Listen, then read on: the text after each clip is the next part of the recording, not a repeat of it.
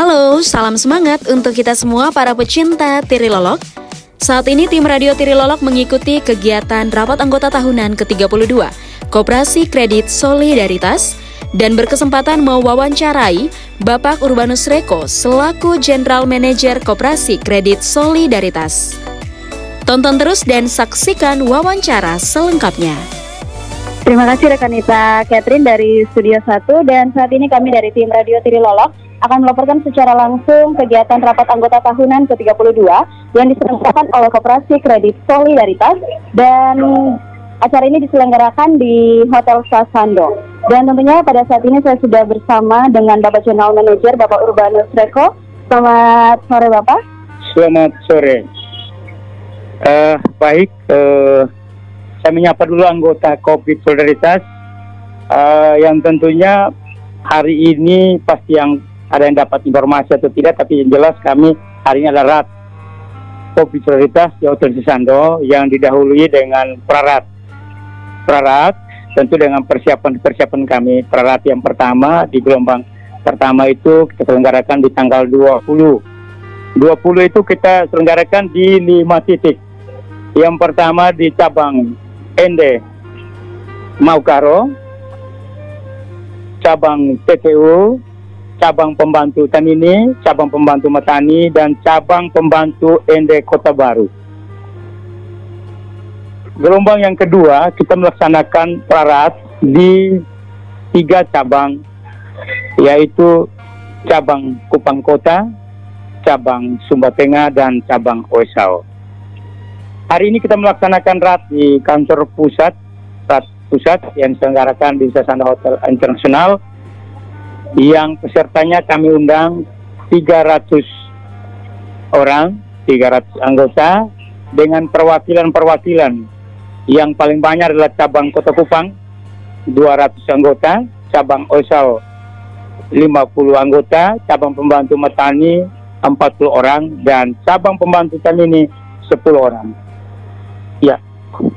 Baik Bapak, terima kasih untuk informasi awalnya. Dan mungkin Bapak dari kemarin sudah diadakan prarat, lalu pasti ada evaluasi yang lebih dipersiapkan lagi untuk rat pada hari ini. Mungkin persiapan seperti apa yang telah dilakukan oleh Koperasi Kredit Solidaritas sendiri? Baik, hari ini rat pusat itu membicarakan seluruh evaluasi usul saran dari anggota yang terkait dengan pertumbuhan dan perkembangan dan juga persoalan yang dihadapi anggota yang dihadapi oleh COVID ini, yang tentunya anggota juga membantu untuk memberikan solusi bersama Bapak Ibu pengurus dan pengawas. Evaluasi hari ini juga kita akan meletakkan, kami juga di evaluasi. Selain evaluasi, kita juga membicarakan tentang rencana kerja dan rencana anggaran belanja pendapatan Kredit Solidaritas di tahun buku 2024, yang tentunya kita terus memperhatikan dari aspek keuangan manajemen yang tersedia. Hari ini juga kita mengevaluasi terkait dengan pembukaan kantor-kantor cabang dan cabang pembantu, baik yang akan dipersiapkan di tahun-tahun akan datang maupun di jangka pendek saat ini. Ini yang tentu kami rapat hari ini akan disampaikan melalui pertanggungjawaban pengurus. Tentu ini semua tidak berjalan dan sendirian. Jika anggota menyetujui, pasti kita akan melakukan itu. Dan mungkin pada rat kali ini Bapak tentunya banyak anggota yang hadir, dan tentunya pasti ada banyak pandangan, banyak pendapat. Bagaimana dari Bapak sebagai General Manager dan juga pengurus sendiri untuk mengantisipasi perbedaan pendapat untuk tetap menjadikan dengan satu suara, satu kesepakatan bersama pada hari ini? Iya, yang namanya mengelola satu organisasi pasti beda pendapat. Selama beda pendapat, apapun pikiran, selama walaupun dalam beda pendapat, tapi beda pendapat dengan maksud yang baik untuk pikiran yang membangun untuk lembaga ini, saya pikir bukan menjadi satu soal. Justru dengan adanya perbedaan, sebenarnya itu bagian dari keragaman dari COVID ini, karena kalau kita melihat perbedaan itu menjadi satu masalah, pasti itu akan tetap menjadi masalah. Tapi kita melihat pendapat perbedaan hanya karena sesuatu untuk menyatukan. Sebenarnya perbedaan itu sebenarnya dengan untuk menyatukan kekuatan supaya COVID ini lebih kuat, lebih maju.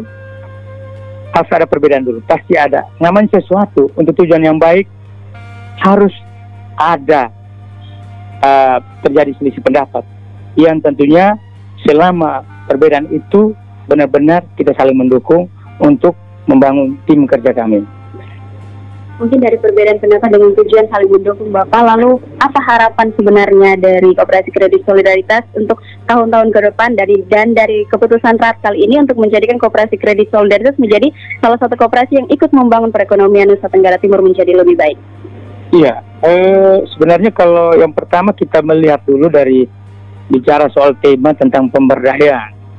Bicara soal tema pemberdayaan sebenarnya kita dengan kehadiran COVID Solidaritas ini kalau saya lihat sebenarnya kita sudah mulai melihat dari persoalan yang di anggota. Kita mau mengangkat harkat dan martabat keanggotaan, persoalan yang mereka alami. Banyak yang kita harus buat bagaimana supaya persoalan-persoalan apalagi ini pasca pandemi yang tentunya hari ini kita lihat dengan kehadiran pemerintah mendukung kita. Sebenarnya di COVID ini sudah membantu pemerintahan daerah yang mana kita dengan melalui COVID kita sudah mulai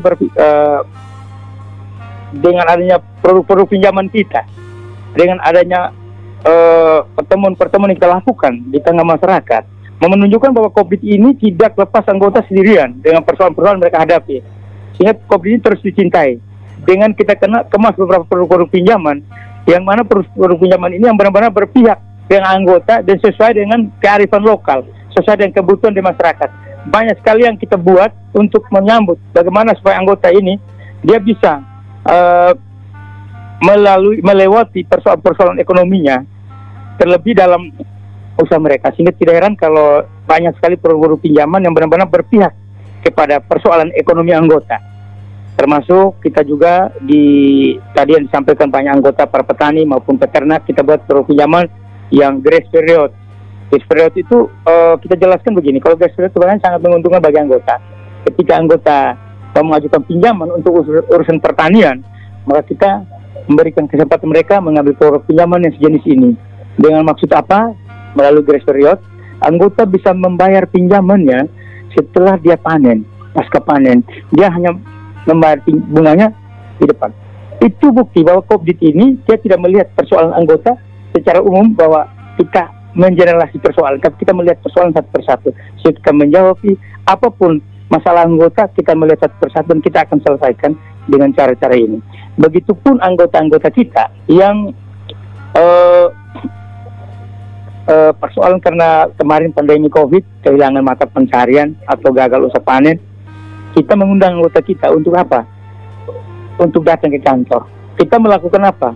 Kita pendekatan dari hati ke hati, bagaimana supaya mereka diberi kesempatan untuk penjadwalan ulang pengembalian pinjaman, penjadwalan ulang pembaruan perjanjian, sehingga pengembalian pinjaman yang sebelumnya mungkin saja sebulannya contoh saja 1.500.000, dengan pembaharuan dia bisa mengansur bisa dengan 1 juta atau kita diskusi sesuai dengan kemampuan dia saat ini.